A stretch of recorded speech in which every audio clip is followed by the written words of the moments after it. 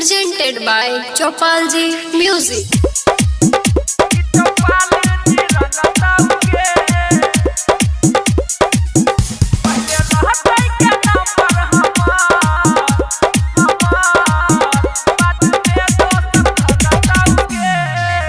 दके होली में ऑफर तू तगड़ा गे करवा देली डीजे पर झगड़ा गे दके होली में ऑफर तू तगड़ा गे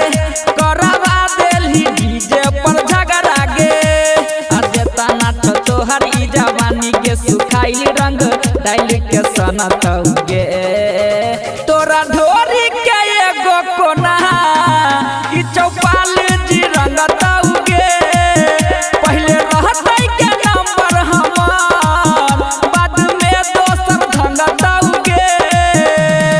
DJ good Madhubani DJ good ढंगताउगे बाद में दोसर ढंगताउगे तोरा ढोरी के एगो कोना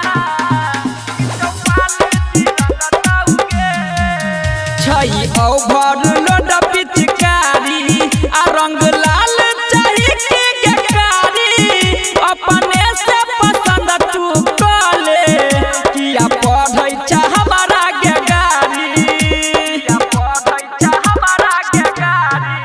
अच्छा होली में सुखल जवानी डाल दे तो चौपाल में पानी अब फेर से खिल तू जबही अब सटै तू बजरा में रानी ऊपर से नीचा हम अभी लगे बोतैयो कियो नहीं जाना तौगे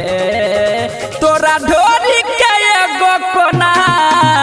ई चौपाल जी रंगताउगे पहले रहतै के नंबर हमार बाद में दोसर ढंगताउगे DJ good Madhubani DJ good ढंगताउगे बाद में दोसर ढंगताउगे तोरा ढोरी के एगो कोना चौपाल जी रंगताउगे रंग लगबैले लागल छौलाइन आई बिगड़ जतो चोली के डिजाइन अजय अकेला कहै छौ पहिले करवा ले तू हमारा से साइन